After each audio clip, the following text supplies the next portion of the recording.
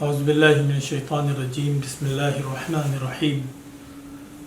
الم تر الی الذین یزعمون انہم آمنوا بما انزل الیک وما انزل من قبلک یریدون ان یتحاکموا الی الطاغوت وقد امروا ان یکفروا به ویرید الشیطان ان یضلهم ضلالا بعیدا۔ آج ہم آپ کے سامنے سورہ نساء کے رکوع 9 کا ترجمہ و تشریح پیش کرنے کی سعادت حاصل کر رہے ہیں، جس کا عنوان ہے وہ ایمان والے نہیں ہو سکتے۔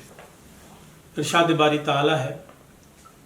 کیا آپ نے ان لوگوں کو نہیں دیکھا جو دعویٰ کرتے ہیں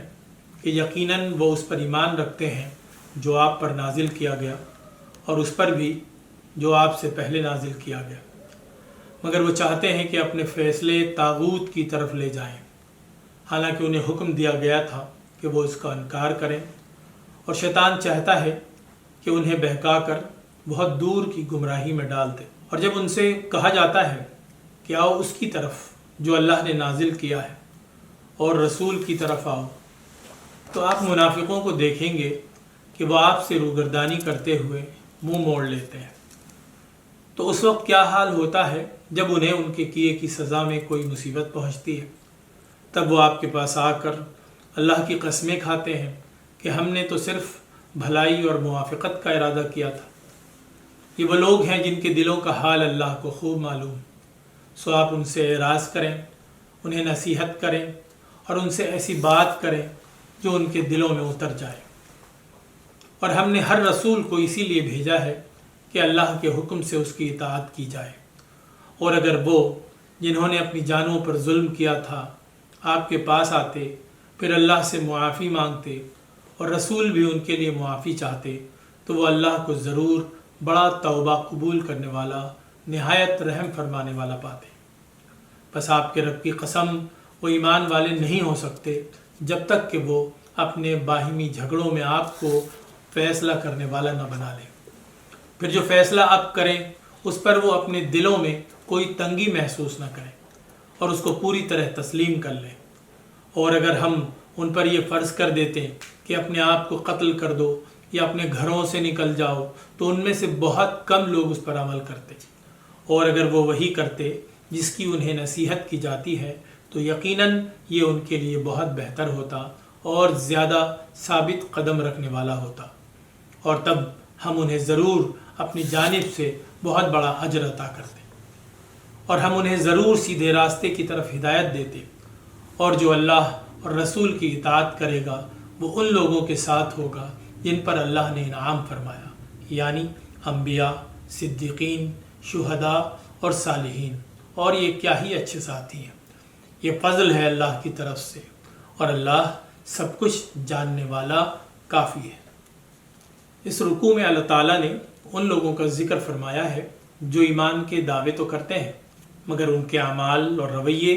اس دعوے کی تصدیق نہیں کرتے۔ یہاں یہ بات صاف لفظوں میں بتا دی گئی ہے کہ حقیقی ایمان محض زبانی دعوے تک محدود نہیں ہوتا، بلکہ اس کے لیے اللہ اور اس کے رسول صلی اللہ علیہ وسلم کی مکمل اطاعت لازمی ہوتی ہے، اور اللہ و رسول کے فیصلوں کو دل سے قبول کرنا بھی ضروری ہوتا ہے۔ یہاں مدینہ کے ان منافقین کا ذکر ہے جو بظاہر مسلمان تو ہو گئے تھے لیکن یہود سے ان کے بڑے گہرے مراسم تھے۔ ان کا یہ نفاق اس وقت کھل کر سامنے آ جاتا تھا جب کوئی ایسا اہم معاملہ پیش آتا تھا جس کے تعلق سے منافقوں کو یہ یقین ہوتا تھا کہ وہ حق پر نہیں ہے، اور اللہ کے رسول صلی اللہ علیہ وسلم کے دربار میں جو فیصلہ ہوگا وہ ان کے خلاف ہوگا۔ اس وقت ان منافقوں کی دلی خواہش ہوتی تھی کہ وہ اپنے فیصلے اللہ کے رسول صلی اللہ علیہ وسلم کے بجائے ان یہودی لیڈروں کے پاس لے کر جائیں جن سے وہ اسلام سے پہلے اپنے معاملات میں فیصلے لیتے تھے۔ یہاں یہ بات واضح لفظوں میں بتا دی گئی ہے کہ جو لوگ بھی ایسا کر رہے ہیں اور اللہ و رسول کو چھوڑ کر باطل طاقتوں اور غیر اسلامی قوانین سے امیدیں وابستہ کر رہے ہیں وہ ایمان والے نہیں ہو سکتے ہیں۔ اے نبی، آپ کے رب کی قسم، وہ ایمان والے نہیں ہو سکتے ہیں۔ اس رکوع کے آخر میں بتایا گیا ہے کہ جو لوگ اللہ کی نصیحت کو قبول کرتے ہیں اور اس کی ہدایتوں کے مطابق عمل کرتے ہیں تو اللہ ان کو بہترین بدلہ عطا کرتا ہے اور ان کو صراط مستقیم پر چلنے کی توفیق بخشتا ہے۔